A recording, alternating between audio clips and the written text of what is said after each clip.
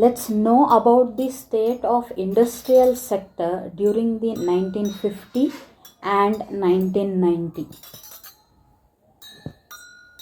Right after independence and during 1950s, Indian industrialists, that is, the people who would want to invest in any sort of industrial productive activity, did not have enough capital to invest in industries and thereby contribute to the development of Indian economy. Even if they would have had capital, there was no market for industrially produced goods. There was no much demand for those goods. So, the government at that time had the major role to play so that there would be expansion in the industrial sector.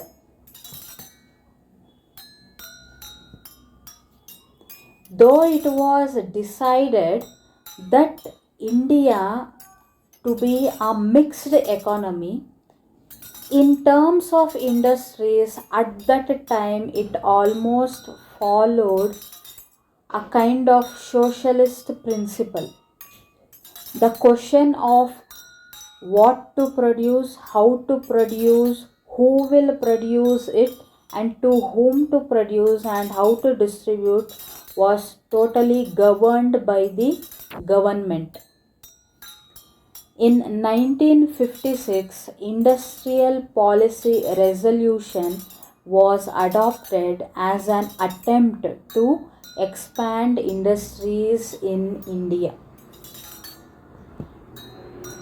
Industrial Policy Resolution 1956 classified industries as follows.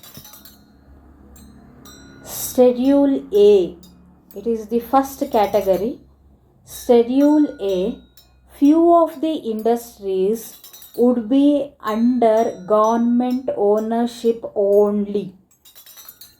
Only the government had the right to establish and maintain such industries. Few were as follows: arms and ammunition, atomic energy, aircraft, shipbuilding, railway transport, electricity, telephones. Still more are there which you can find out about. Second, government established industries, but it was opened to be backed by the private people. While government takes up the responsibility of starting the new units, it could be supported by the private. Few industries under these were fertilizers, machine tools, road transport, sea transport. Once again, you can find out the other industries under Schedule B. That is the second category of the industries. And lastly, the Schedule C. Industries over here solely to be in private sector. The private sector was completely controlled through a system of licenses. Though they had been given the right to produce certain things, they had to wait until the government gives them the license to do so.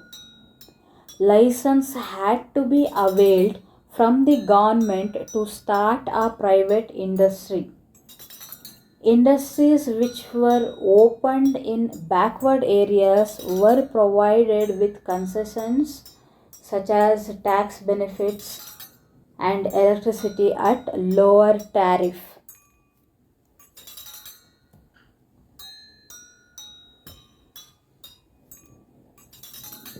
Moving on, small scale industry. The definition of small scale industry has changed over time, but at that time, that is 1950s, small scale industries referred to any industry with maximum of rupees 5 lakh as investment. It mainly uses labor intensive technique of production. The Carve Committee, the Village and Small Scale Industries Committee in 1955 noted that small scale industries could be used to promote rural development as it had the potential to provide regular employment to the rural people who mainly depended on agriculture. And there is always a gap between sowing and harvesting, due to which seasonal unemployment creeps in. With the presence of small scale industries, this issue could be tackled.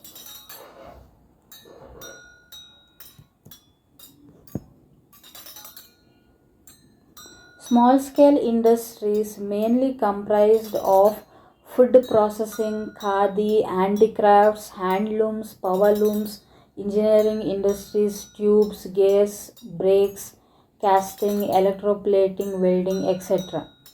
To encourage them, lower excise duty, tax on the locally produced goods were less, and even bank loans at lower interest rates were given.